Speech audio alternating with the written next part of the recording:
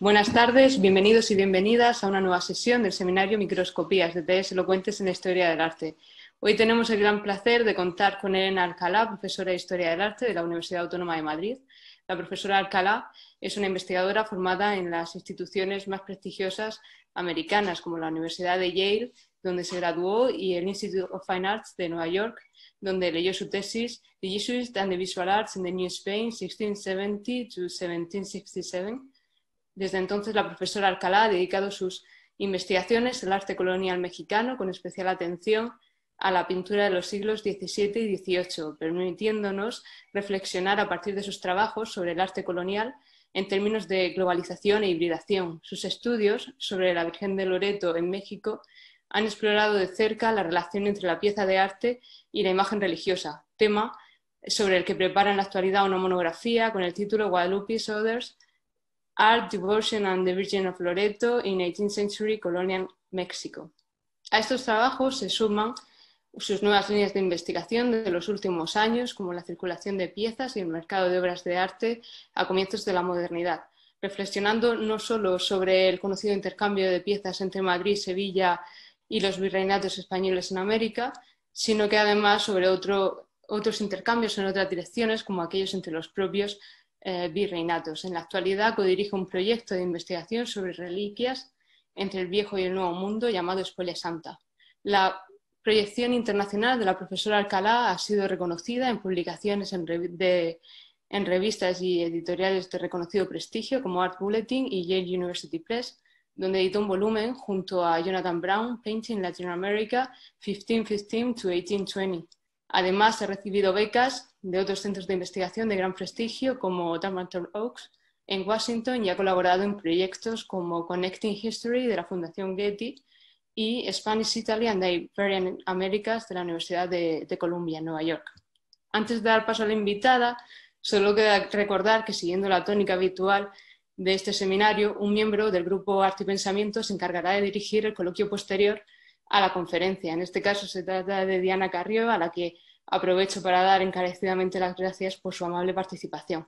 Ahora sí, sin más dilación, Elena, tienes la palabra. Muchas gracias, Antonia, muchas gracias, Diana, y a todo el equipo de este proyecto, ¿no?, de Arte y Pensamiento, y de la UNED, que, bueno, somos buenos colegas, ¿no?, y muchas veces tenemos la oportunidad de colaborar en Madrid, y es un placer estar con vosotros. Voy a compartir pantalla.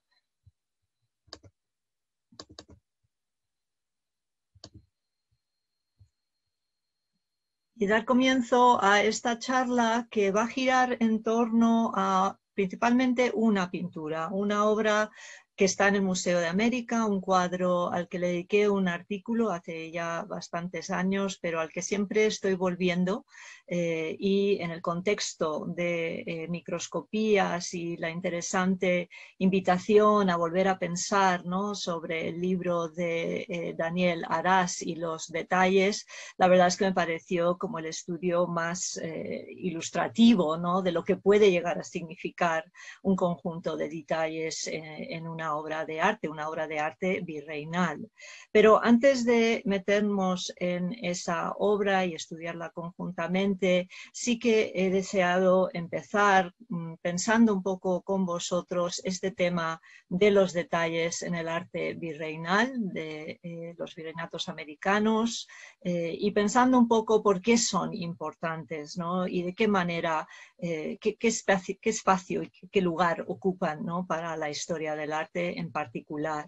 Obviamente los detalles son importantísimos en todas las disciplinas, en todos los tiempos, pero es verdad que cuando uno se empieza a fijar en muchas obras virreinales, pareciera que los detalles cambian muchas veces la definición de una obra, la manera en que comunica, y quiero enseñaros algunos de estos ejemplos, ¿no? El primero que tenemos aquí es una pintura mural dentro del convento de Malinalco, convento agustino novohispano, fundado en el siglo XVI. Es un convento muy famoso por la pintura mural que veis sobre todo en el claustro, en la imagen abajo a la derecha, un maravilloso maravilloso jardín que ha descrito y estudiado en detalle Jeanette Favreau-Peterson hace muchos años. También pongo una foto encima de lo que es hoy el sitio arqueológico que está muy próximo al convento y que en origen era el santuario de las prácticas religiosas en esta zona antes de la llegada de los españoles y donde había cierto culto, por ejemplo, a la deidad del águila. Esto puede ser relevante cuando ya nos fijamos en esta otra pintura mural en la escalera del convento, un gran pelícano cristológico, está bastante dañada y enseguida algunos estarán pensando que en realidad es más un águila, ¿no? que un pelícano, y ciertamente hay una línea de estudios sobre esta cuestión de los malentendidos o los malentendidos deliberados en cuanto a sincretismos. Pero para el contexto de la charla de hoy, lo que quiero llamar la atención es a esa ornamentación o esa vegetación que rodea al círculo central y que nos alerta, es un primer ejemplo, ¿no?, de lo que hacen los detalles a veces en el contexto virreinal. En este caso lo estoy llamando un detalle de significado transcultural, porque si estudiásemos esta pintura mural solo desde una mirada entrenada a estudiar iconografía cristiana, ¿no?, europea, ni siquiera nos fijaríamos en esa vegetación, lo relegaríamos a ese espacio, esa nebulosa, ¿no?, que es el ornamento, y tiraríamos para adelante. Afortunadamente hay muchos historiadores del arte, como la profesora Favreau-Peterson, que son expertos en náhuatl, ¿no?, y han sido capaces de detectar en esa vegetación una palabra, ¿no?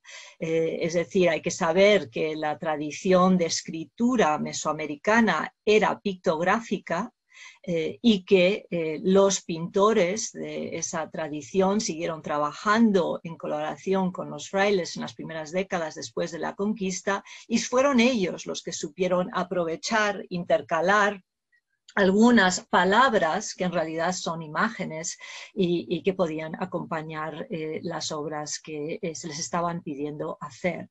Así que esta hierba es malinali, malinalco es el nombre del sitio de la hierba enroscada, y está compuesto de este signo de la vegetación que rodea el pelícano o el águila cristológico, y por lo tanto tiene mucho empeño, ¿no?, en decirnos que estamos aquí, estamos en Melinalco, este ejemplo de sacrificio cristológico está en este territorio, ¿no? O sea que cambia mucho el significado si podemos agudizar la mirada y captar estos detalles. Algo parecido pasa con una de las obras más famosas de la historia del arte novohispano, que es este pequeño cuadro de pintura hecha con plumas, ¿no?, de plumaria. Es además una de las obras más tempranas de arte que existen para el virreinato, y lo sabemos por la fecha en suscripción de 1539, una maravillosa misa de San Gregorio que han estudiado muchísimos historiadores desde distintos puntos de vista en cuanto incluso a su iconografía, y no fue hasta recientemente que Margit Kern en Alemania y después Gerhard Wolf se fijaron en que era un poco extraño, ¿no?, que parecían tres piñas sobre el sarcófago donde está el cuerpo de Cristo. Se ha sugerido que esto es una referencia al pulque, una bebida alcohólica de origen prehispánica, fermentando normalmente el maguey, pero en este caso también existía una vertiente, un tipo de pulque muy especial para ritos hecho con piñas, ¿no? Así que de nuevo, esta es una obra donde vemos esta intromisión, ¿no?, algo distinto, iconográfico, en un pequeño detalle, que no es que cambie el significado del todo cuadro, de toda la obra, pero sí que añade un nuevo discurso y un nuevo nivel. Si pasamos al Virreinato del Perú, hacemos un rápido viaje por la geografía.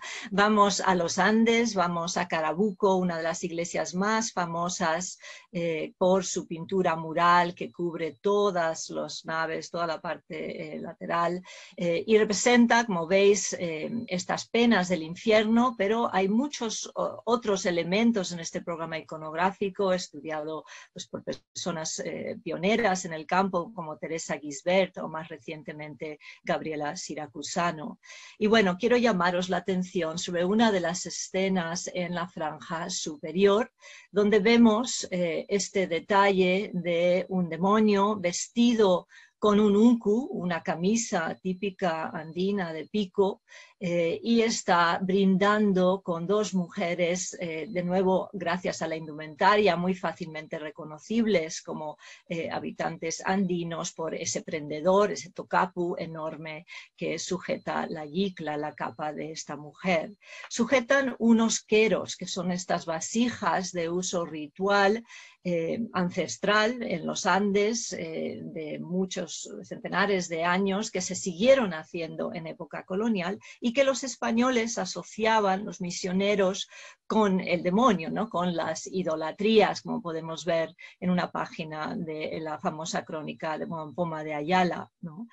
Donde frente a la elegancia con la que esta pareja brinda, ¿no? En un solsticio de junio, pues aparece el demonio como ese pequeño detalle recordándonos que esto no es bueno, brindando a ese sol, ese dios Inti. El libro más famoso, por si a alguien le interesa, y el estudioso que más sabe sobre Queros es Tom Cummings, cuyo libro del tema se titula precisamente Un brindis al sol, ¿no? Entonces, este es otro ejemplo, ¿no? En el que tenemos que imaginarnos estar en una enorme iglesia con toda esta pintura mural, donde es difícil llegar a esos detalles, ¿no? En la franja superior, pero es gracias a la exageración de la indumentaria, de un tamaño y la visibilidad de esos queros, objetos muy familiares entre la sociedad andina, que el tema de las penas del infierno, de los pecados capitales, se localiza, ¿no? Y ya no es solo el resultado de una iconografía importada, impuesta desde Europa, sino que se va a conjugar desde lo propio y lo local.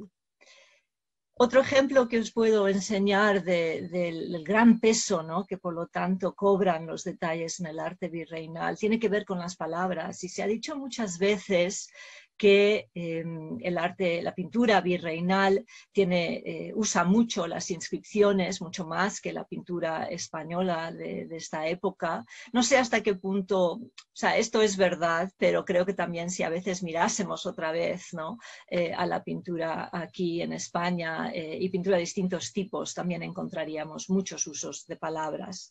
En este caso estamos ante la famosa iconografía que se inventó en el altiplano andino a finales del siglo XVII del arcángel arcabucero, ¿no? Unas pinturas que siguen produciéndose hacia el día de hoy, muy seductoras en su pomposa indumentaria, ¿no? Y la idea de vestir de una manera contemporánea a los arcángeles y armarlos con una arma de uso contemporáneo, el arcabuz. Todas estas cosas no son problemáticas, pueden ser nuevas, pero no serían extrañas del todo si pensamos que San Miguel pues, era el jefe de los ejércitos celestiales, y eso es lo que se está representando aquí.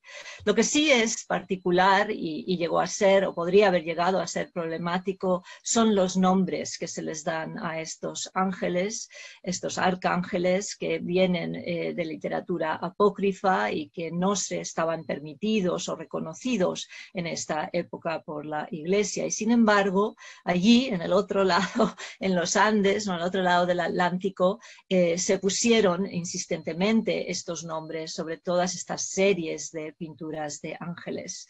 También hubo cierta prohibición aquí en España, pero a lo que voy es que América a veces me parece que fue un territorio de mucha libertad en cuanto a cuestiones iconográficas. Se pudo innovar, y no solo se pudo innovar, sino que a veces incluso se rozaba lo que no estaba del todo permitido aquí, pero sí funcionaba, y esto es una iconografía creada por misioneros o jesuitas o franciscanos, y evidentemente funcionó, y cuando las cosas funcionan, pues muchas veces, ¿no?, la Iglesia ha tenido la costumbre de dejarlas andar, ¿no? Y entonces este es un ejemplo más de esa capacidad de innovación y de articular con un detalle algo un poco más preciso de lo que podría estar representado en España. Voy llegando al final de esta introducción para introducir algún otro ejemplo, ¿no? Yo creo que también hay que pensar en los detalles, ciertos detalles en la pintura virreinal como un ejercicio en tradición propia, un ejercicio en demostrar que las cosas se hacen de otras maneras en esos territorios. Y aquí os enseño una comparación entre dos grandes pintores del siglo XVII de la Ciudad de México, Luis Juárez y Cristóbal de Villalpando. Les separan ciertas décadas de trabajo y veréis que aunque las dos son composiciones muy tradicionales de los desposorios de la Virgen, hay un detalle raro. No sé si ya lo habéis ubicado, son esas manos, ¿no?, que aparecen en el caso de la pintura de Luis Juárez saliendo de las nubes y abrazando a San José y a la Virgen, uniéndolos, y que también en el cuadro de Villalpando vuelven a aparecer en los laterales del rostro de la figura del centro. ¿Por qué hacen esto estos pintores? En realidad, Villalpando, aquí no se trata de un sincretismo ni de un malentendido, ¿no? Aquí se trata de asentar un sentido de tradición propia, como ha demostrado Rogelio Ruiz Gomar, y Villalpando está citando, ¿no?, a sus predecesores, a sus maestros, porque es la manera en la cual se hacen los desposorios allí, ¿no? Y bueno, para terminar con esta breve, más larga introducción, os pongo otro cuadro peruano, una pintura maravillosa, muy grande, de Leonardo Jaramillo, La imposición de la casulla San Ildefonso. Este es un pintor del que sabemos muy poco, y lo pongo simplemente para recordar cuánto trabajo queda por delante, ¿no?, para los investigadores de este campo. Sabemos que es de Jaramillo porque lo firma en ese detalle que he puesto a la derecha, y tenemos pocas obras suyas, y es muy interesante que lo firma dejando de lado ese escorpión, ¿no? Todavía no sabemos qué hace ahí ese escorpión, es un pequeño detalle, ¿no?, de este cuadro, pero descubrirlo significará entender mejor, ¿no?, qué estaba pasando en Lima, en el taller o en el entorno de este gran pintor. Así que con eso ya paso a lo que la parte principal de esta perspectiva que nos va a llevar a este cuadro que está aquí en Madrid, en el Museo de América, pero que pertenece en realidad al Museo del Prado y era en origen de la colección real, ¿no? Y yo creo que después de lo que os acabo de enseñar, si nos detenemos un momento delante de esta obra de manera introductoria, lo primero que podemos apreciar es que aquí no hay un tema principal, ¿no? En todos los otros ejemplos que os he dado estamos usando una definición, ¿no?, tradicional del detalle como algo que es particular y se añade a algo que es principal en una obra. En este caso, realmente toda la composición está compuesta de un conjunto de detalles. Podríamos decir que la figura, el grupo familiar abajo a la izquierda, por su mayor tamaño, es quizás el tema central. Pero en realidad no se entiende todo esto sin un viaje a través de sus múltiples detalles. Esta es una pintura que me fascinó durante años en el Museo de América y que encontraba que siempre estaba mirando, ¿no?, y descubriendo nuevos detalles, así que os propongo entender mejor qué es.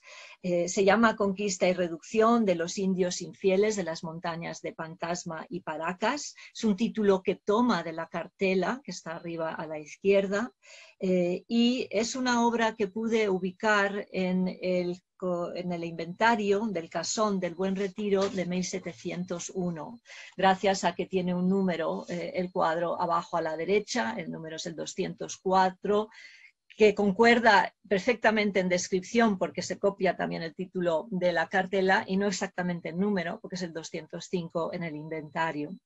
Eso nos permite saber que esta pintura llegó a Madrid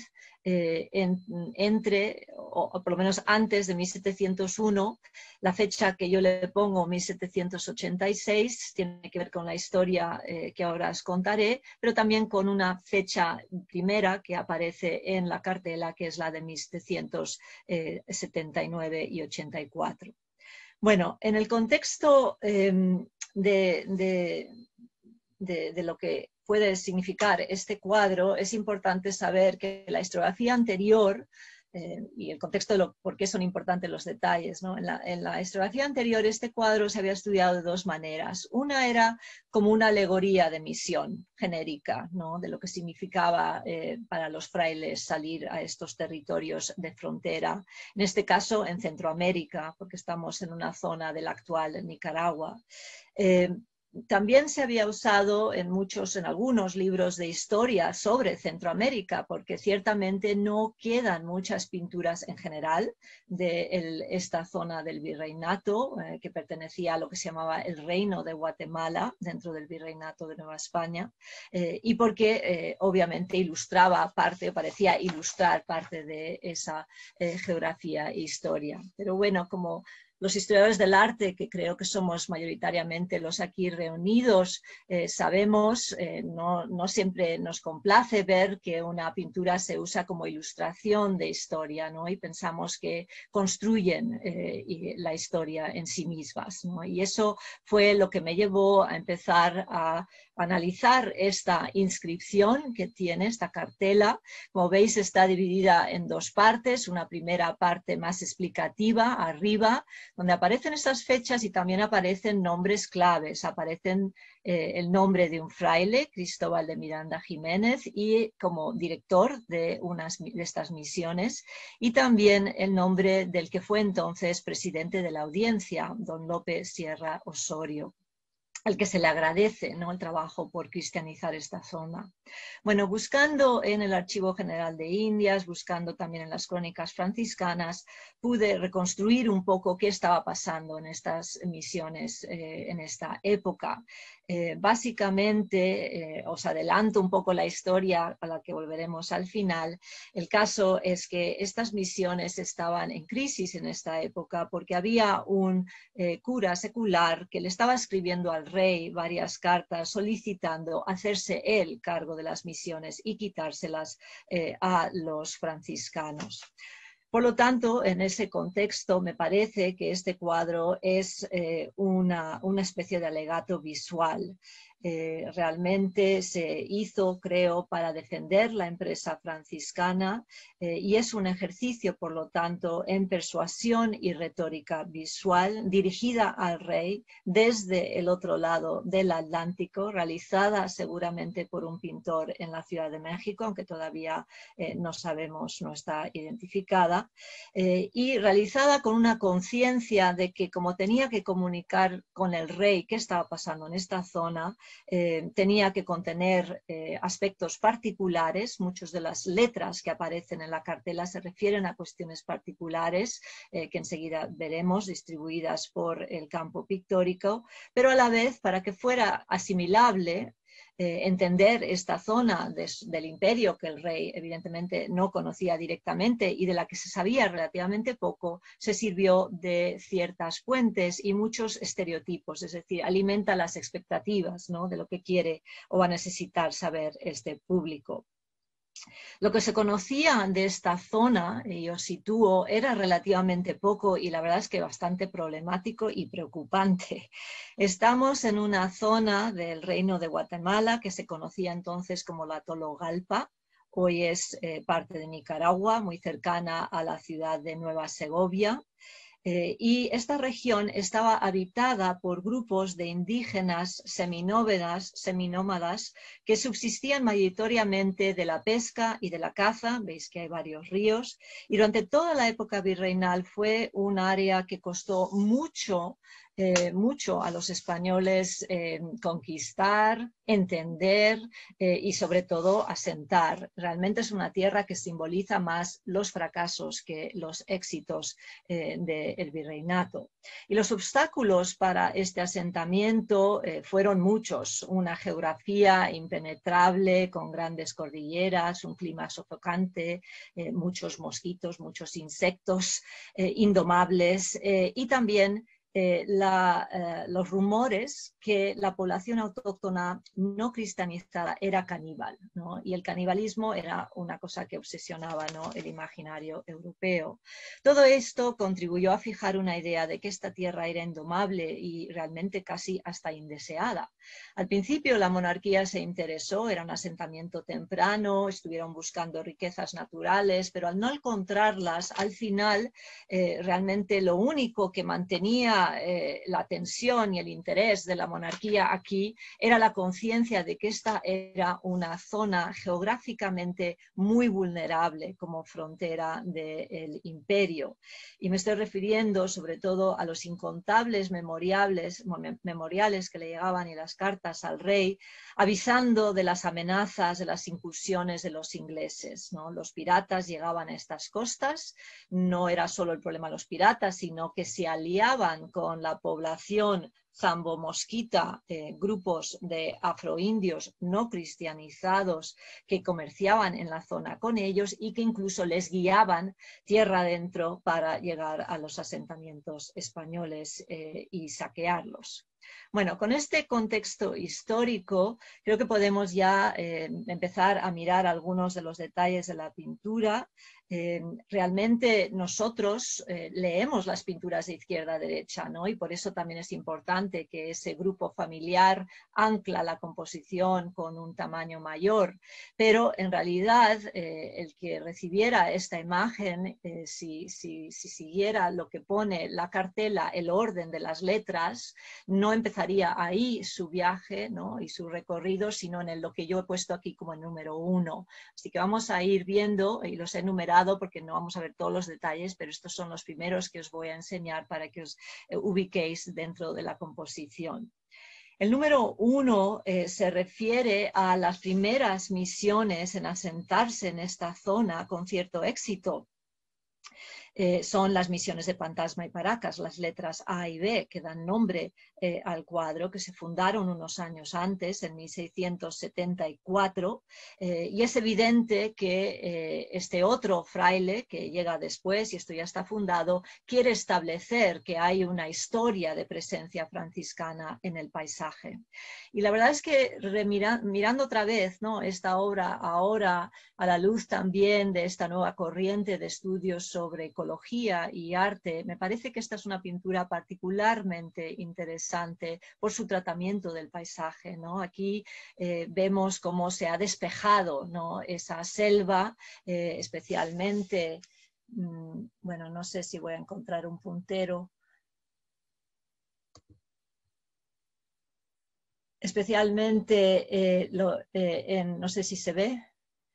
Bueno, especialmente en las terrazas que suben aquí, ¿no?, se pone una pequeñísima figura para explicar qué está pasando con este terreno, ¿no? Y ahí vemos esa habilidad para, en un detalle minimísimo, apenas un par de centímetros en el cuadro, de conseguir modelar una figura para que sea visible ese gesto de la mano elevada, ¿no?, ese gesto de la retórica, de la aplicación del fraile con el resto del grupo, de nuevos cristianos que también le acompañan en una canoa a este lado. De esta manera se empieza la historia de la pintura y ya después vamos al siguiente momento, a la siguiente escena, que es la que le interesa más al fraile que se denomina en la cartela, porque es la que él ha fundado, y esto corresponde con la letra N, en la cartela como la reducción de San Pedro Alcántara. Y está representado en primer plano, como veis, un bautismo, ¿no? Es una escena de evangelización exitosa, donde el bautizo es la ocasión para una fiesta, llega todo el poblado, todo el mundo vestido, llevan rosarios, hay música. Confieso que durante mucho tiempo, cuando miraba esta pintura, solo veía esta escena del bautizo y tardé un poco en darme cuenta que si corremos la mirada hacia la derecha, en la puerta del convento, ¿no?, hay sentado un fraile que está tomando la confesión de otra figura, ¿no? Y esto es un ejemplo, ¿no?, de cómo hay que trabajar esta composición e ir descubriendo cada vez una cosita más, un grano más de arena. Es muy importante que estén aquí estos dos sacramentos en particular, porque en zonas de misión en América donde se estaba empezando a evangelizar, donde la cosa no funcionaba muy bien, como la línea base, ¿no?, sobre la que siempre se hablaba en las crónicas es que, bueno, si había bautizo y confesión, eso ya era una señal de éxito, una señal de que eso estaba empezando a funcionar bien. Si seguimos viajando a través de la composición, no tardaremos en darnos cuenta que si la escena dominante de la reducción que acabamos de ver nos habla de ese éxito, ¿no?, de esa fundación, gran parte del resto del cuadro ilustra la extrema dificultad que conllevaba la evangelización en esta parte remota de Centroamérica. La letra K muestra una escena típica en las crónicas, pero rara vez representada en el arte. Realmente solo hay otro ejemplo y es una estampa que ahora os enseñaré. Es el encuentro entre el fraile que le acompaña a un acólito y los habitantes autóctonos. Ellos son muchos, portan muchas flechas, parecen casi agitarlas, ¿no?, muchas lanzas, y él va solo con su acólito que lleva en esa cesta unas ofrendas.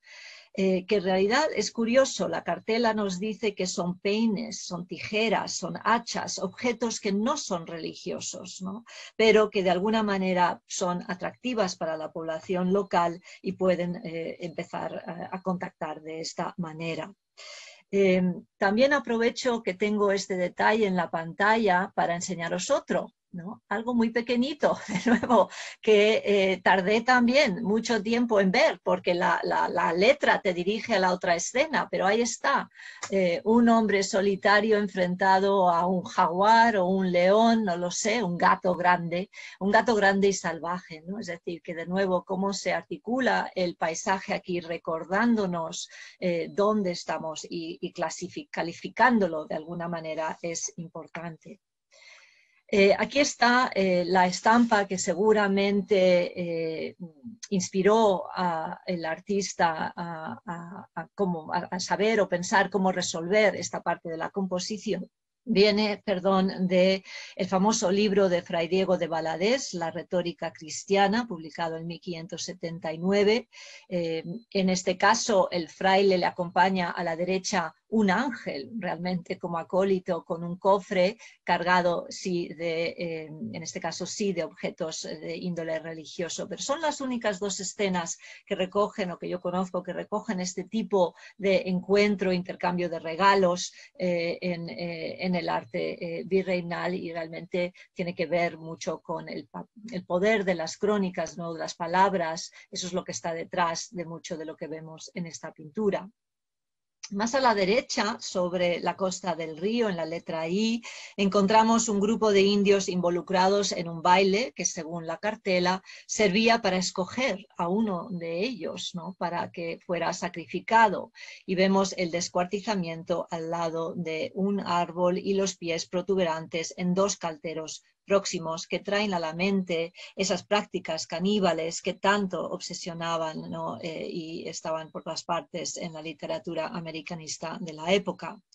También vemos una serpiente gigante, ¿no?, metida en el círculo, en el baile, y es importante también saber que en realidad en zonas de misión en América donde los misioneros no terminaban de entender las religiones locales, y sobre todo en zonas donde tampoco había un aparato, digamos, de gran arquitectura o de religión-estado, como puede ser los incas o los aztecas o los mayas, ¿no?, solían fijarse e insistir mucho en la presencia de la serpiente como la encarnación del demonio, ¿no? Evidentemente también era un recurso útil en cuanto a paisaje y verosimilitud, ¿no?, porque era parte de la fauna local. Bueno, poco a poco vamos entonces dándonos cuenta que en vez de acumular escenas de éxito, como dije antes, el cuadro enfatiza mucho el esfuerzo de los misionarios mediante representaciones de esas prácticas idolátricas, paganas que subsistían y que ellos tienen que combatir y están ahí para combatirlo.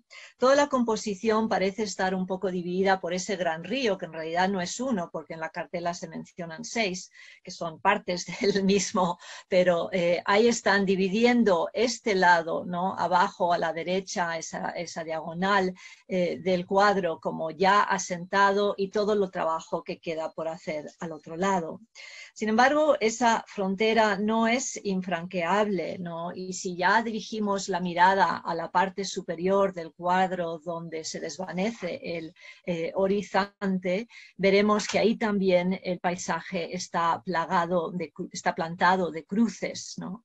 Incluso en el extremo más superior, arriba a la izquierda, ¿no?, el pintor se ha ocupado de colocar unas nubes blancas detrás de esa cruz, ¿no?, para que destaque, y más a un lado vemos otra vez la familia, ¿no?, el núcleo familiar del indio bárbaro, entre comillas, con la hamaca, ¿no?, la unidad familiar que acabamos de ver abajo, recordándonos que queda mucho terreno por trabajar, ¿no?, pero que ya están esas cruces ahí. Es como si el paisaje estuviera habitado, ¿no?, por estos símbolos, y ahí hubiera una silenciosa batalla de símbolos. Mi meta al analizar la obra tan detenidamente es ciertamente que nos percatemos del cuidado que debió manejar este artista a la hora de componer el cuadro. No existe una fuente grabada para la composición en conjunto, si bien hay algunas escenas, como ya hemos visto un caso, que se inspiraron en estampas anteriores. Otro ejemplo sería el baile, ¿no?, que vemos que pudo estar inspirado en un grabado similar al que os estoy enseñando aquí. Y ciertamente el detalle con más, digamos, ecos, ¿no?, o más legado o tradición iconográfica en la pintura es el de esa familia nuclear en el margen y en la esquina inferior izquierda, ¿no? Para ellos no hay ninguna fuente exacta hasta ahora que haya podido localizar, pero sí hay muchos que nos enseñan pues a este estereotipo, y este es el estereotipo de la familia del indio salvaje con la hamaca, el mono, el niño jugando con la serpiente. También tiene ecos de esa idea del buen salvaje, ¿no?, en cuanto a la imagen recurrente de la madre amamantando siempre a sus niños. Y al incluir esta familia en primer plano y de una manera, como ya dije antes, desproporcionada respecto a la escala de las demás viñetas, creo que el pintor quiso usarlos un poco como una especie de anuncio. Esto va, ¿no?, de esta América, ¿no?, una América todavía en necesidad de cristianizar. El artista sabía perfectamente que el público del cuadro iba a ser aquí, el rey, ¿no?, el Consejo de Indias, y que seguramente no estaría interesado en una etnografía particular de una u otra parte del imperio, ¿no? La imagen, en este caso estereotipificada del indio, que se había creado en Europa, y creo que es importante recordarlo, poco tiempo después del descubrimiento, aquí sirve a los propios intereses de los habitantes en América, y en esta ocasión cruza el océano en la dirección opuesta, ¿no? Es un viaje de ida y vuelta. Sin embargo, a pesar de que es claramente un estereotipo, es también, no es solo un estereotipo. Lo que me refiero es que la cartela siempre hay que volver a ella y es muy útil porque aquí la descripción dice, y cito, que esto es trajes y costumbres que usan los indios antes de reducirse a nuestra Santa Fe católica. Es decir, la cartela es el auténtico mediador entre el cuadro y su público porque es capaz de crear cierta narrativa histórica. Nos sugiere que esta escena es anterior a la cristianización representada en el bautismo, ¿no? Si ya corremos la mirada hacia la derecha, en el bautismo, que también está en el primer plano, ¿no? En el mismo nivel de altura de visión, eso ya es lo que se ha podido conseguir y lo que neutraliza, ¿no? la amenaza o la presencia de esas costumbres antes de la Santa Fe.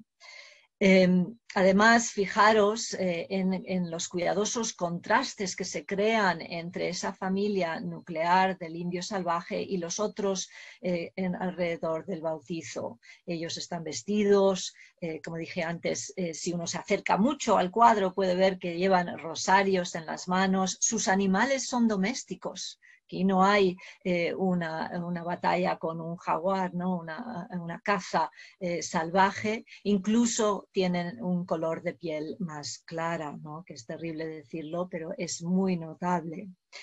En general, la impresión que nos da la composición es que estamos ante la imagen de, por lo tanto, esta reducción donde hay mucho trabajo que hacer, pero está funcionando. Y traigo estas otras dos pinturas en la pantalla porque para recalcar que este cuadro es muy único, el del Museo de América. No es la manera habitual en que los mendicantes representaban sus misiones. Cuando llevaban el tema de la misión a la pintura, en Nueva España se solía representar de estas dos maneras, o el martirio que tenemos a la izquierda o el momento de evangelización, de predicación o en imitación de San Juan. Entonces, es importante tener claro, ¿no? Que hay algo singular aquí y que se tuvo que crear por razones muy particulares. Y lo que nos aclara más que nada que este es un cuadro que no tiene que ver solo con una alegoría de misión, es ese número 5 que he puesto para llevaros a este lado, este margen izquierdo del cuadro. Ahí aparece un barco que entra en escena, ¿no? Y según la cartela se trata del Mar del Norte y río de la Ciudad Vieja por donde entra el inglés a la Nueva Segovia, guiados por los indios guanáes. Aquí está este detalle y también os enseño a la derecha justamente lo que se estaba comentando, ¿no? La canoa a la derecha es la de los indios guanáes, de nuevo con esas lanzas. La de la izquierda portando sombreros, ¿no? Los ocupantes son los ingleses, ¿no? Que ya saben cómo llegar porque les están guiando, ¿no? Este detalle es fundamental, nos revela que no estamos ante esa alegoría de misión, sino ante un documento de relevancia imperial. Y es de nuevo parecido al encuentro entre el fraile y la población autóctona en cuanto a que aquí se pinta algo de lo que se escribía muchísimo y los que se escribía muchísimos documentos y no es algo que usualmente se pintaba, ¿no? Entonces la cuestión es por qué quisieron los franciscanos enviar al rey una representación tan politizada e inusual del territorio y de su trabajo. Según la documentación, los ingleses no habían atacado estas misiones concretamente, pero la clave está en las preocupaciones de los franciscanos y particularmente de lo que decidió hacer este fray Cristóbal de Miranda Jiménez que aparece en la cartela. Tirando del hilo en el Archivo General de Indias encontré que este misionero decidió volver a Madrid en 1687, en mayo y junio, y que se trajo en su viaje a 2 indios jóvenes descritos como donados, es decir, se trajo a unas personas, ¿no?, para demostrar que ese proceso de cristianización estaba funcionando. Lamentablemente uno de ellos se enfermó y terminó muriendo aquí en el Hospital de la Latina, y cuando Carlos II se enteró, montó en cólera y ordenó que los indios fueran devueltos. Al final solo uno pudo volver a su tierra, y también les dijo a los franciscanos que podían hacer lo que ellos quisieran con Fray Cristóbal de Miranda, pero que él le prohibía volver nunca a América. Bueno, ¿qué había hecho que estaba tan mal, ¿no?, este fraile? Dos cosas, una más grave que otra. Una era volver, ¿no? No había que volver, un misionero nunca debía volver de las Indias. Y la otra era traerse, y esta era la más grave, a estas personas, a estos indios del territorio, porque eso estaba prohibido en las leyes de Indias, que además se habían renovado hace poco tiempo. Entonces, obviamente, si el fraile decidió hacer este viaje, y yo creo que en ese contexto encargar este cuadro y presentárselo al rey con todas sus alegatos y explicaciones de por qué había que seguir patrocinando estas misiones, si lo hizo, sin duda fue con el beneplácito de sus superiores, ¿no?, en Centroamérica, en esa provincia, y la razón de fondo tiene que estar en otro grupo de cartas que localicé, que hablan de un tal Ignacio Francisco González de Castro, un cura secular, que estaba empeñado en hacerse con estas doctrinas y que atacaba a los franciscanos en muchas cartas, acusándoles de corrupción y de no estar haciendo un buen trabajo. Bueno, no voy a detenerme en toda esa información, pero lo importante es que el rey se estaba inclinando hacia concederle esas misiones. Acusados de corrupción por este cura, por otros religiosos, amenazados por esas incursiones extranjeras, por grupos de indígenas hostiles, algunos de los cuales podían ser caníbales, parece plausible que Miranda viajara a Madrid para apelar directamente al Consejo de Indios sobre la situación de las misiones. De hecho, el nombre del presidente de la audiencia que menciona en la cartela en ese momento era miembro del Consejo de Indias. Bueno, ¿cómo apelar a la monarquía entonces? Pues a partir de todos estos detalles, ¿no?, que cuentan un antes y un después, ¿no?, que nos introducen en el paisaje, en sus peligros, tanto políticos como religiosos. A todos los detalles que hemos visto, solo voy a mencionar uno más, porque no quiero alargarme demasiado. Antes sí diré una cosa más sobre esta estrategia de los mendicantes de plantar el barco en el cuadro.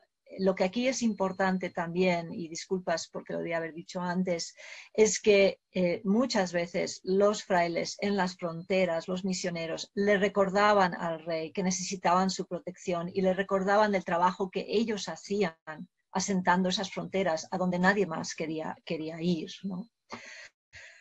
El último detalle al que os quiero dirigir la mirada, bueno, son dos en realidad, son más animales, ¿no?, a los que he decidido dedicar el título de esta conferencia, porque hay muchos animales, ¿no? Esta pareja de palomas o golondrinas en el tejado de la iglesia, por ejemplo. El de la derecha, que he marcado aquí en amarillo, todavía no he decidido qué es, así que si hay un experto en fauna, si es una serpiente o no, pero desde luego está acechando, ¿no?, está como llegando, ¿no?, a amenazar al poblado, a la reducción. Más claro en cuanto a biología es la pareja de la izquierda, también detrás de la iglesia, una serpiente que parece encontrarse con una tortuga. Y yo estoy bastante convencida que esto obedece a una simbología particular, dirigida, que pertenece al mundo de la emblemática, aunque no he encontrado un emblema particular donde esos dos animales se enfrentan. Hay pocos emblemas en realidad sobre tortugas y he decidido enfocarme más en ese ámbito para darle significado a lo que aquí estamos viendo, posiblemente a través de este emblema de las empresas morales de Juan de Borja, que habían sido reeditadas y ampliadas en 1680, es decir, próximo a la fecha del cuadro. Y el texto que acompaña la imagen aquí reflexiona sobre la necesidad de trabajar y perseverar para que las cosas salgan bien, pero también alerta que si uno no atiende a sus obligaciones con eficiencia y diligencia, solo vendrán problemas, y añade que el príncipe no tendrá buen nombre si no se involucra. Entonces me gustaría sugerir que enfrentada a la serpiente, una clara presencia diabólica en todo el paisaje, como hemos visto, la tortuga es un intento de llamar la atención al rey, quizás incluso posicionarlo simbólicamente en el centro de esta conquista espiritual. El detalle sirve para insistir sobre la necesidad de que actúe y defienda esta tierra y en última instancia la iglesia, ¿no? Y ahí vemos la cruz, ¿no? Que está muy pegada, ¿no? A ese grupo, la cruz de esa iglesia primera. En este sentido es importante también recordar que aunque la tortuga se asociaba con la lentitud, era un símbolo de la resistencia y lo invencible debido a su duro exterior, por lo cual también puede ser una referencia directa a los franciscanos, ¿no? Que se enfrentan a la serpiente. Pero bueno, cierro ya simplemente subrayando que la acumulación de símbolos y detalles en esta obra delatan por una parte la ansiedad, ¿no? de quienes la encargaron, de estos frailes franciscanos preocupados por todo el trabajo que habían hecho en esta zona. Pero también es verdad que esa acumulación de símbolos nos permite considerar la fluidez con la que todo tipo de material visual circulaba a ambos lados del Atlántico. Y a pesar de que no conocemos la identidad del artífice, algo que es bastante frecuente en la pintura virreinal, este pintor demuestra una habilidad considerable en el manejo del lenguaje artístico y político del centro del imperio. La obra demuestra lo conectado que llegaron a ser las distintas partes del imperio español y cómo ese lenguaje de persuasión tan característico de la pintura del barroco, ¿no? Se podía manipular y trasladar a la corte de Madrid desde las esquinas más remotas del territorio americano. Y en este caso ese mensaje se consigue trasladar por un conjunto casi inagotable, porque quedan cosas ahí de detalles entre los que yo creo que sí cobran especial significado. Todos estos pequeños animalitos no están en la cartela, pero sí están, ¿no?, articulando el paisaje. Muchas gracias.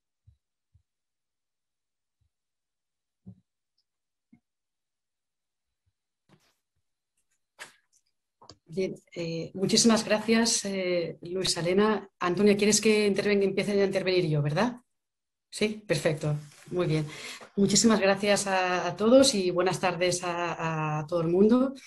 Quiero empezar dándole las gracias a Antonia en especial por haberme involucrado en el programa de este ciclo de conferencias que está resultando tan interesante y me alegra doblemente poder hacerlo acompañando a Luisa Elena Alcalá, cuyo trabajo llevo años siguiendo con gran admiración. Bien, voy a empezar ese turno del debate resaltando algunas ideas que creo que han ido acompañando esta conferencia y que nos invitan a una reflexión a varios niveles. Y voy a intentar hacerlo de lo más general a lo más concreto. Bien, en primer lugar hay un plano, digamos, de reflexión que nos lleva a esta tesis que plantea Luisa Elena Alcalá de una América como un territorio de libertad iconográfica, ¿no? Eso ya nos pone sobre la pista del extraordinario giro del que Luisa Elena Alcalá además ha sido una agente protagonista. Como digo, un giro entre los americanistas, ¿no?, a la hora de colocar debidamente, digamos, fundamentalmente Perú, México, pero en general todo el ámbito americano en su debido lugar, en un ámbito de una monarquía española concebida como un campo cultural en el que existen unas hondas transferencias culturales y que por lo tanto no se produce unas influencias, lógicamente, en un sentido unidireccional, ¿no? Y además ella plantea que esa evidencia se refuerza todavía más cuando ponemos el énfasis como historiadores del arte en el análisis precisamente de los detalles, como ella muy bien ha tratado de demostrar en la conferencia de hoy, ¿no? El otro plano, digamos, de debate sería aquel que ella nos ha ofrecido sobre volver a valorar, ¿no? Volver a releer el género de la pintura documental, ¿no? Existe desde hace varios años pues, un debate sobre el lugar que ocupa el género de la pintura documental en general, no solamente en América, en el ámbito de la monarquía española de los Habsburgo, y han existido voces que apuntaban a que podía tratarse de un género marginal, si lo comparábamos con otros ámbitos geopolíticos de la Edad Moderna. En otras ocasiones se ha defendido todo lo contrario. Pero hay algo que me parece especialmente atractivo de la conferencia que nos ha ofrecido hoy Luz Helena Alcalá, y es precisamente no solamente volver o regresar sobre el debate sobre la pintura documental y el lugar que ocupa en la pintura de la monarquía del imperio, digamos, Habsburgo.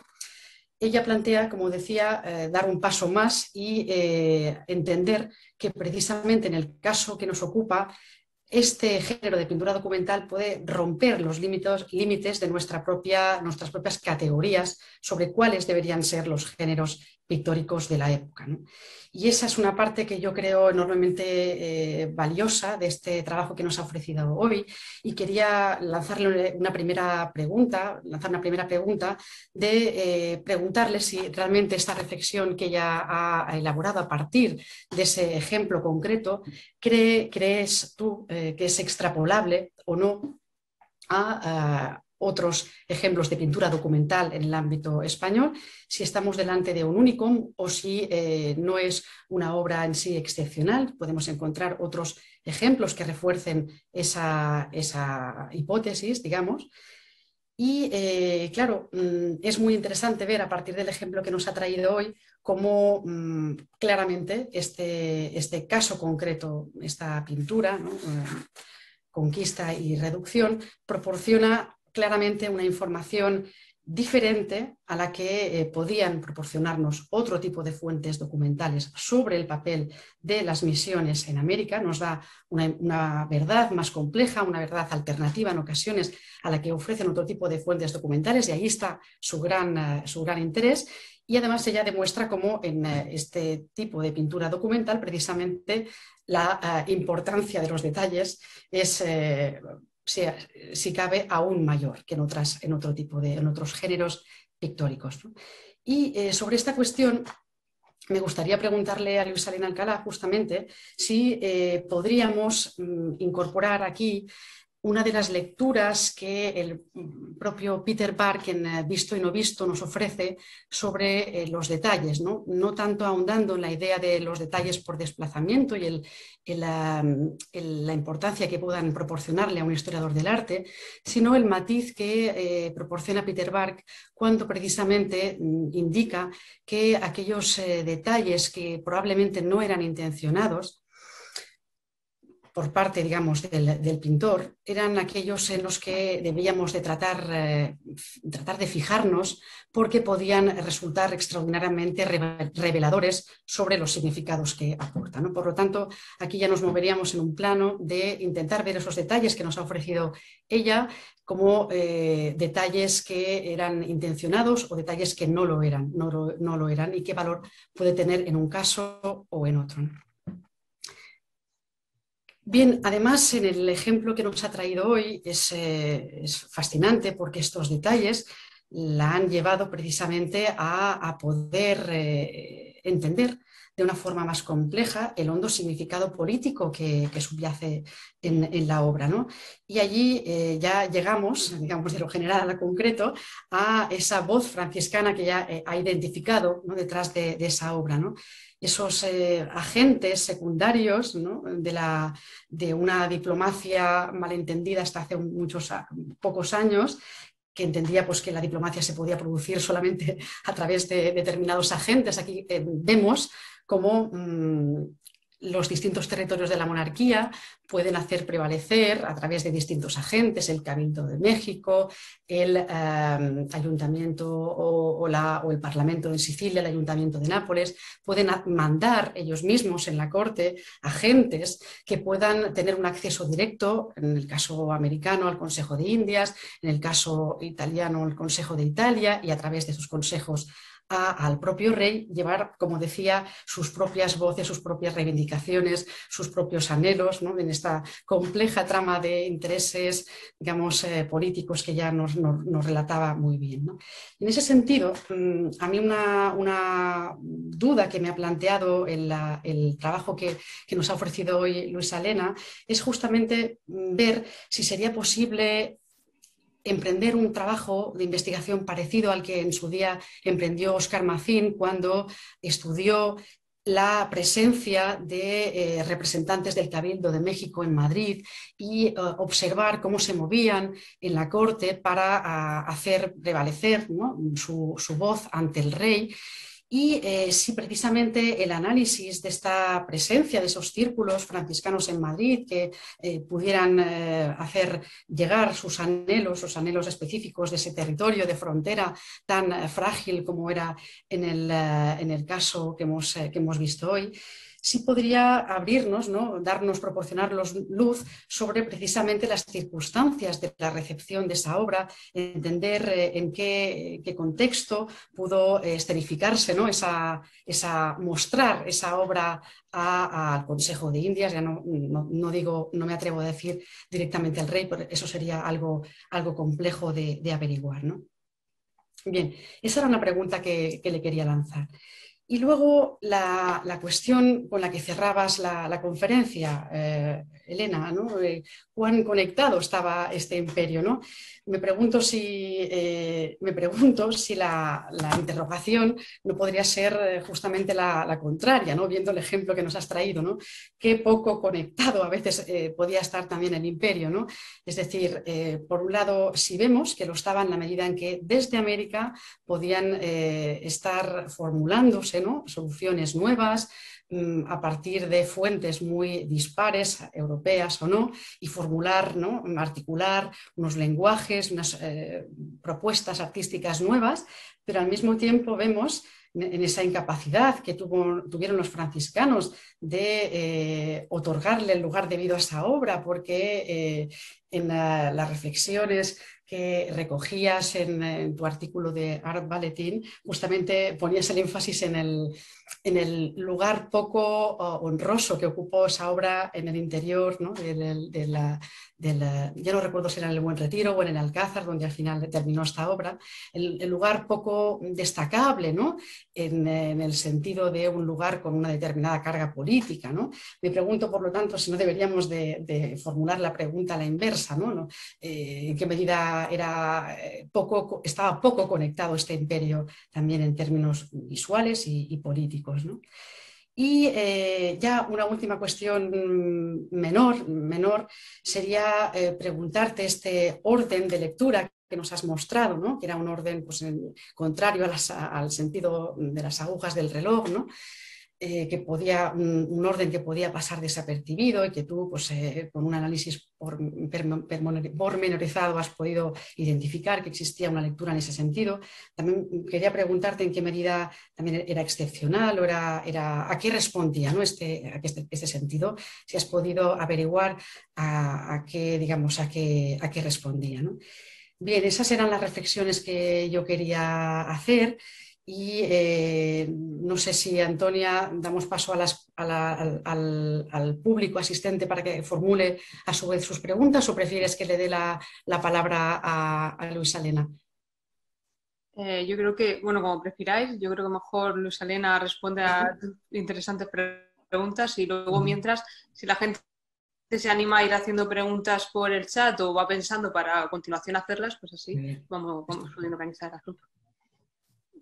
Pues muchas gracias, Diana, por todas esas preguntas. Las he ido anotando y son muchas cuestiones muy interesantes que creo que habría que pensar y hablar largamente y tranquilamente, ¿no? Voy a ver si puedo abarcar alguna de ellas, ¿no? Lo primero que me preguntabas era si esto es un unicum, ¿no? En cuanto a documento pintado. Creo, y ejercicio de persuasión y retórica visual. Es un unicum en sus particularidades, ¿no? Pero no, yo creo que no es un unicum. Es decir, está muy claro que parte de la política de la monarquía desde Carlos V era pedir documentos pintados e intentar visualizar América, lo cual permite, o sea, eso es la directriz que llega muchas veces, ¿no? Con, por ejemplo, pues las famosas relaciones geográficas, pero incluso antes, ¿no? Hay un decreto, está en el Museo de América, son unas primeras citas que aparecen en la primera sala del Museo de América, en el conocimiento, ¿no? de Carlos V, indicando, por favor, cuéntenos cuánta gente vive en este pueblo, qué tierra hay, qué río hay, y si hay alguien que lo puede dibujar, que lo dibuje, ¿no? Entonces, era una directriz, ¿no? Que se mandaba desde aquí a América de por favor, devolver imágenes pintadas para poder entender todo ese territorio mejor. Al momento en que tú abres la puerta a que a imágenes pintadas, la población local puede hacer lo que quiera con eso. Entonces, sí que hay una larga tradición de imágenes pintadas, documentales, que a veces son simplemente el documento y otras veces son oportunidades, ¿no? Que se aprovechan para decir algo en concreto, representarlo de la manera que le interesa a esa población, ¿no? O a la manera que piensan que le puede gustar al rey, pero metiendo cosas que les interesan. Entonces sí que hay más casos así y yo creo que es esa necesidad, ¿no? Del aparato de imperio, el que quiere controlar, pero se le escapan muchas cosas, ¿no? Y se abre una puerta a crear obras de este tipo. Por supuesto, como digo, es única en sus particularidades, hasta donde yo sé, ¿no? En cuanto a esto, me preguntabas si los detalles, si pensando en el pintor, los detalles son, ¿no? De Peter Burke, intencionados o no intencionados. A mí me cuesta pensar que hay algo no intencionado en esta obra particularmente. O sea, creo que está muy pensada, ¿no? Incluso esos pequeños detalles de animales, ¿no? Que aparecen aquí y allá, cuando te paras a pensar, a mirar dónde están y qué tipo de animales y en qué parte de la composición está elegido, ¿no? Entiendes que es deliberado. Así que yo creo que en ese sentido este es un cuadro un poco particular, ¿no? En el que realmente el encargo y las necesidades detrás del encargo controlan el proceso artístico más que en muchas otras, ¿no? Pinturas donde efectivamente lo no intencionado surge de una manera más espontánea. No me parece que es una pintura con esa espontaneidad, ¿no? En este caso. En cuanto a lo que me preguntabas de la diplomacia, ¿no? Como buen conocedora de todo ese mundo, ¿no? De cómo circula y la relación diplomacia y arte, me encanta esta idea que has lanzado sobre la necesidad de estudiar más al Consejo de Indias desde esta perspectiva de interacción o relación con el mundo de las cosas que venían, ¿no? Desde América, incluyendo muchos de estos documentos pintados. Y yo creo que eso es algo que nos falta hacer. Nos falta hacer mucho, mucho más de estudio para los virreinatos de patrocinio de personajes históricos se ha empezado a hacer con los virreyes. Y ahora estoy hablando desde la historia del arte, ¿no? Evidentemente no desde la historia, ¿no? Se ha empezado a hacer con los virreyes, pues estudiar un poco más sus inventarios, ¿no? Francisco Montes ha escrito un libro sobre Albuquerque, pero realmente ahí yo creo que hay un mundo de documentación que seguro que nos arroja mucha información necesaria para conectar los puntos, ¿no? Es decir, y para entender, efectivamente, como dices tú, ¿el rey llegó a ver este cuadro? ¿Sí o no? Yo creo que por las cartas y el tono de las cartas y que se quiso involucrar personalmente, ¿no? Porque hay algo en la manera en que dice yo voy a ocuparme de estos dos señores, ¿no? Con sus nombres, Bernardo y Hernando, como súbditos míos, me tengo que ocupar de ellos, aquí no está su familia, no es su tierra, hay que mandarlos de vuelta. Creo que quizás sí lo vio, ¿no? Pero ¿cuáles eran esos procesos, como dices tú, hasta que llegara a ver algo, ¿no? que llegase aquí? Me parece que tenemos mucho que hacer. Si están o no conectados estos mundos. Gran pregunta también, ¿no? En el artículo una de las cosas que me planteaba no era tanto si el cuadro no colgaba en un sitio importante del Buen Retiro, porque en realidad el 99% de la colección no colgaba en un lugar importante, ¿no? De esos grandes palacios, sino que me preguntaba un poco, cuestionaba un poco nuestra tendencia, ¿no? Desde la historia del arte a hacer este tipo de ejercicio que he hecho yo, ¿no? Muy iconográfico, muy convencido que la imagen tiene un poder y que tiene que poder transmitir un mensaje, ¿no? Y cuando en realidad pues nadie miraba muchas de esas pinturas ni en el Buen Retiro ni en ningún otro palacio, ¿no? Así que sí me planteo eso en cuanto al fracaso de la imagen, y creo que posiblemente sí, ¿no? Es un fracaso en ese momento en cuanto a por qué está hecha y para qué está hecha. Creo que no es un fracaso en otros sentidos, ¿no? Y en esta idea de que el artista ha sabido conectar, creo que hay un éxito, porque hay que imaginarse esa distancia y que nunca ha sido América, y este cuadro, con solo los textos que llegaban a la corte y que circulaban, los informes del Consejo de Indias que estaban regados del tema de los piratas, del tema de los canibalismo, solo con sabiendo eso y dos o tres cosas más, tú puedes entender ese cuadro, ¿no? Y entonces yo creo que sí que es un gran éxito compositivo para mí, ¿no? Y en realidad sí creo que estaban bastante conectados estos mundos. Yo creo que sí, pero eso no quiere decir que no fracasara, ¿no? El intento de esta misión diplomática, y que apostaron por un tipo de diplomacia, ¿no? Trayéndose a estas personas, y que eso no funcionó, ¿no? Creo que había una última pregunta. El orden. Me preguntabas por el orden, ¿no? De las letras en la cartela y en la composición. Es una pregunta también muy interesante, te agradezco muchísimo, Diana, porque no sé por qué están en ese orden, y en realidad hay muchas pinturas, biombos, por ejemplo. Ahora hay este biombo de la conquista de México, ¿no? En el Museo del Prado, en una exposición temporal, está una pieza invitada. Y ahí tampoco, o sea, cuando hay estas pinturas con grandes cartelas que identifican distintas escenas, no se sigue un orden lógico, narrativo, y te ves que vas a un lado y después vas a otro extremo de ese lienzo para intentar ver el siguiente punto en la cartela, ¿no? El orden, yo creo que rige en la composición, es artístico, es decir, tengo que hacer un gran paisaje, voy a usar el paisaje como el género que me ayuda a colocar todo esto aquí, paisaje al estilo flamenco, ¿no? Y ahora, pues, como artista, ¿cuál es la lógica, ¿no?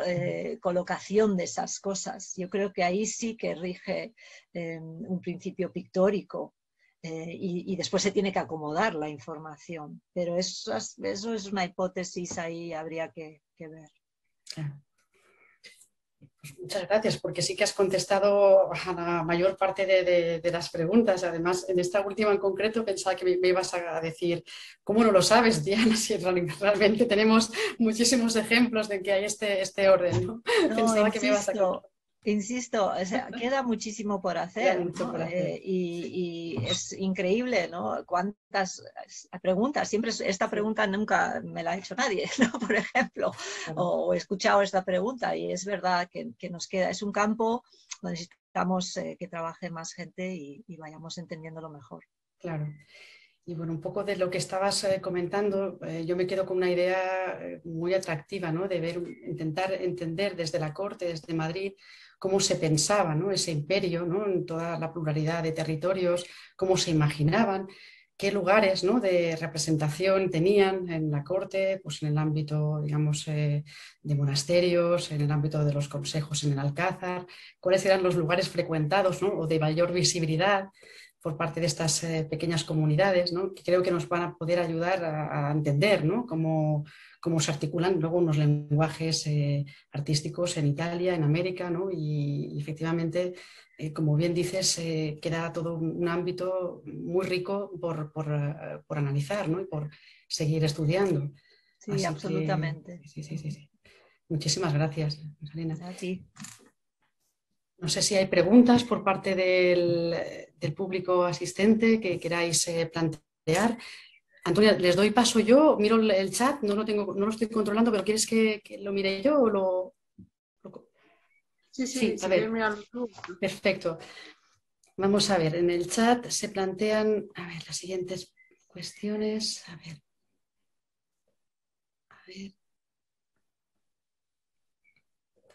Disculpad que estoy siendo un ratón y estoy usando perdonad que debería hacerme ahora mismo con un ratón.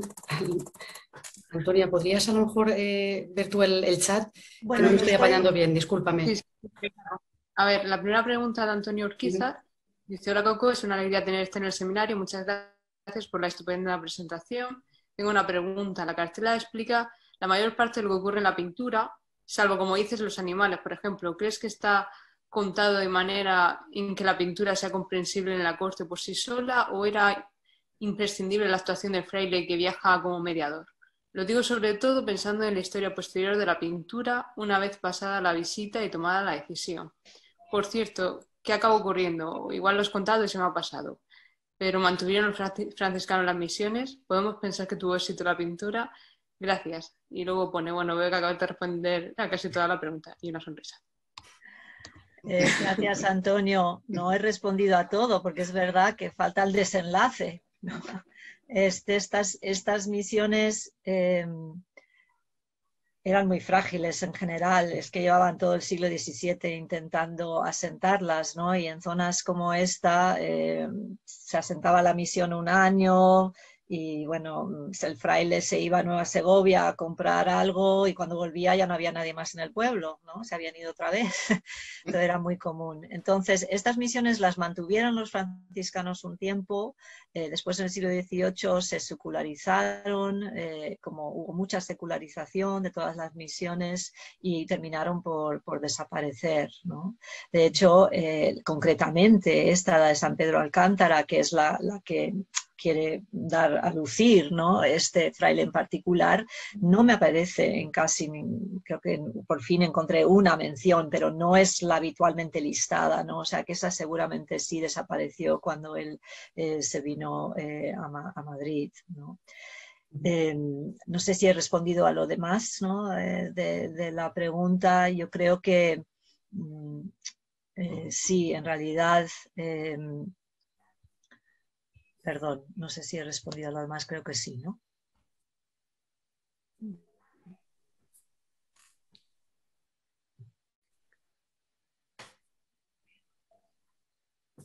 Dice que sí, el propio Antonio. Y tenemos otra pregunta de Cristina Agüero, a que no puede entrar con el audio. Bueno, tenemos otra pregunta de Cristina Agüero que dice: buenas tardes, muchas gracias por esta sugestiva conferencia. Respecto a la cuestión del lugar relativamente discreto que ocupó la pintura examinada en el Buen Retiro, me pregunto si esta pudo estar determinada por la discreta calidad de la obra, cuyas cualidades estéticas están claramente por debajo de su valor documental. ¿En qué medida la calidad estética y la autoría de los objetos ligadas a la idea de prestigio son determinantes en la historia y fortuna de estos objetos? Gracias por la pregunta, Cristina. Yo creo que también nosotros tenemos una idea, comentaría un poco desfigurada de cuestiones de calidad y lo colgaba en Buen Retiro, ¿no? Como en tantos otros palacios, porque me imagino que la mayoría pensamos en los cuadros que vemos en el Museo del Prado o en el Salón de Reinos, ¿no? O los otros que pueden colgar en la parte del museo del Escorial, ¿no? Como lo que colgaba en los palacios. Pero cuando uno lee los inventarios, ¿no? Son cientos y cientos y cientos, miles de obras, ¿no? Y después cuando vas a los almacenes de algunas de estas instituciones, o si miras en los pasillos del Escorial, en las partes no siempre de museo, te llama la atención la escasa calidad estética de muchísimas obras, ¿no? Entonces, yo creo que es importante que hagamos ese ajuste.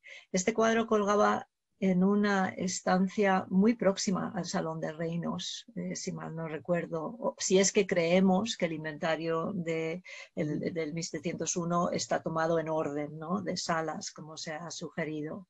Y tenía sentido que estuviera ahí, porque si lo pensáis, dentro de las pinturas de batallas del Palacio de Buen Retiro, del Salón de Reinos, perdón, 3 se dedican a batallas que tienen que ver con América, ¿no? Y a temas americanos, ¿no? Y hay otros cuadros que estaban próximos que representaban, es muy interesante leer esa parte del inventario, pues a Potosí, ¿no? O otras partes del imperio, y que son cuadros, algunos que están en el Museo Naval, por ejemplo, de mucho menor calidad artística que este, con lo cual yo creo que se juntaba todo mucho más de lo que ha sido su posterior musealización y ese proceso de crear un canon para todo ese patrimonio, ¿no?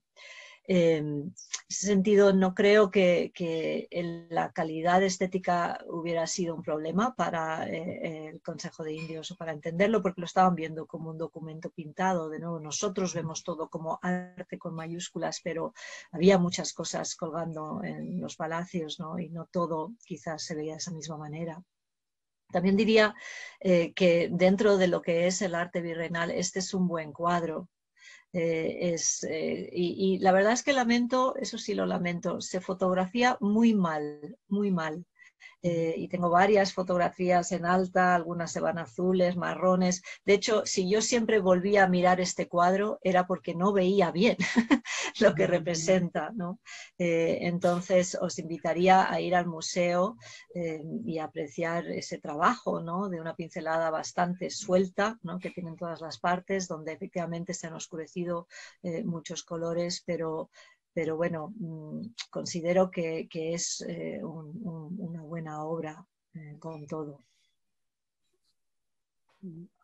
Hay otra pregunta de Álvaro Molina, me parece. No sé si no hay alguna anterior que se me haya escapado. ¿Han levantado la mano que entre? Álvaro, adelante. El micrófono. Álvaro.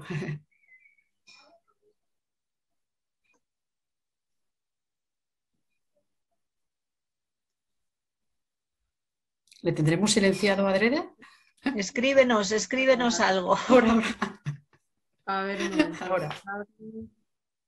Ahora sí, es que no nos dejáis. Nada, decía, bueno, que un placer verte, Elena, y que muchas gracias por la conferencia, muy interesante, y vamos siguiendo de todos los detalles.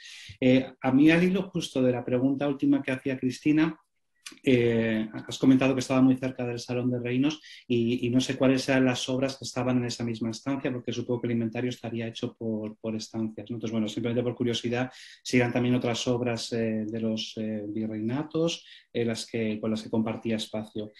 Y después, esto quizás viene más por bueno, el enfoque, digamos, que a lo mejor que desde el 18 aquí cada uno lógicamente vaya por su lado. Pero el debate que se crea historiográfico en el siglo XVIII en separar de algún modo y diferenciar los procesos de evangelización por un lado y de conquista por otro. precisamente a raíz de esa leyenda negra que se iba generando en Europa cada vez más agresiva, ¿no? Con lo que había sido los desmanes de la conquista. Y en cambio aquí a mí me ha surgido, claro, el ver que no solamente gran parte de la justificación de los franciscanos para mantener el apoyo es que están consiguiendo conquistarlo, sino que además es el título, ¿no? La conquista y la reducción, o sea que son dos términos de alguna manera bastante fuertes que contrarrestan esa tendencia historiográfica que ya digo, desde el siglo XVIII hemos tenido al separar las dos, ¿no? Entonces, me gustaría saber si esto era algo habitual en la época, si ya en este momento hay algún tipo de reivindicación que separa por lo militar de lo evangélico. O... Igual estoy preguntando, ya digo, una absoluta tontería porque hablo desde el desconocimiento. No, para nada, Álvaro, un gusto verte también. Efectivamente, a mí también me llamaba la atención al principio, pero en esa separación de la que hablas en el siglo XVIII, yo creo que opera, como has dicho muy bien, ¿no? De separar conquista, leyenda negra, pero conquista militar. Y aquí se está usando conquista como conquista espiritual. Y es verdad que, o sea, se está insinuando, ¿no?, que lo que hacen los frailes es la conquista espiritual.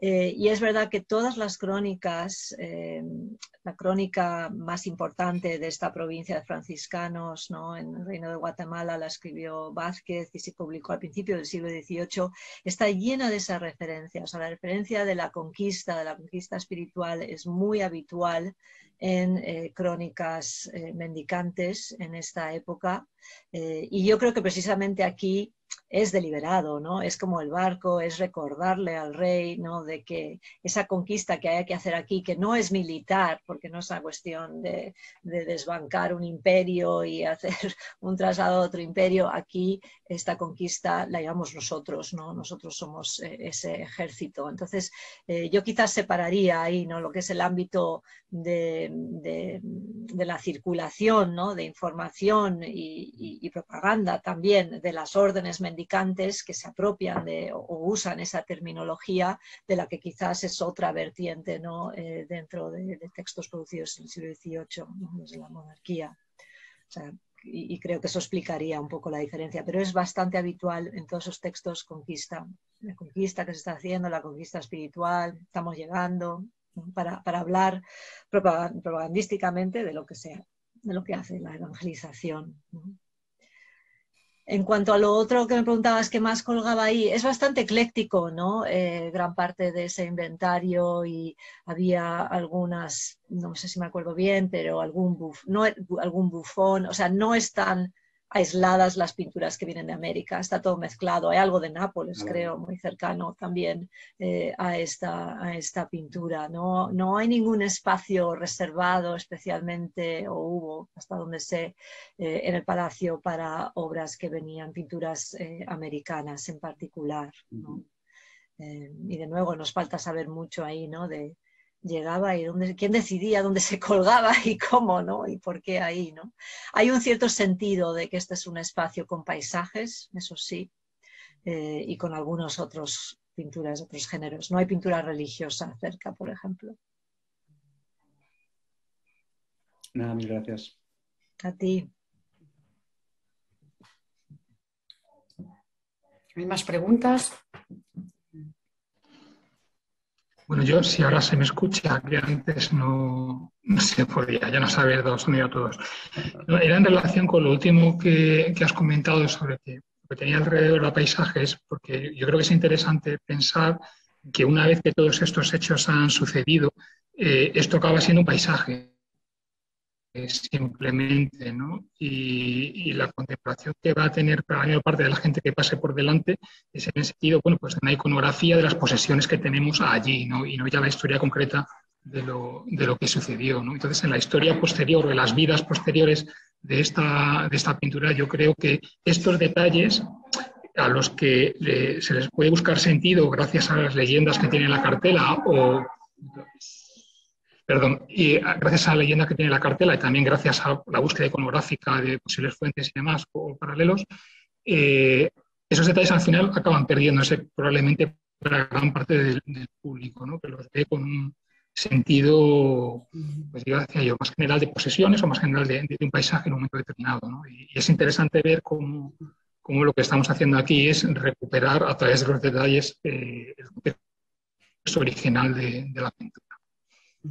Sí, gracias Antonio, sí, estoy totalmente de acuerdo, ¿no? Es el paisaje lo que queda con algún entendimiento de que hay franciscanos y eso explica también por qué y de qué manera se estudió, ¿no? Durante mucho tiempo el cuadro, ¿no? Que en reproducciones donde no se podía ni siquiera leer esa cartela, ¿no? Por ejemplo, entonces yo creo que eso es efectivamente muy importante para mí, ¿no? Como historiador del arte, que nos acordemos de que muchas veces nosotros hacemos ese trabajo, ¿no? Arqueológico, pero no necesariamente existía esa vida, ¿no? Tan rica que nosotros le damos a una obra en significados, ¿no? y que sin duda lo tuvo en su momento de producción, ¿no? Y para mí fue muy esclarecedor leer a Andrés Úbeda, ¿no? Sobre hace años en la exposición en el Prado sobre el Salón de Reinos y las pinturas de batalla, y resulta que creo que en algún inventario del siglo XVIII se pierde un sentido, ya no me acuerdo cuál,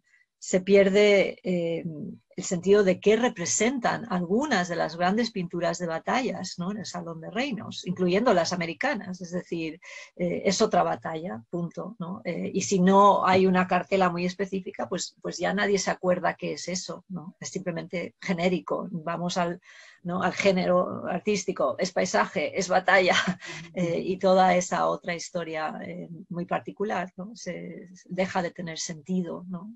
Efectivamente, yo creo que eso es lo que hacemos, es recuperar, intentar recuperar, ¿no?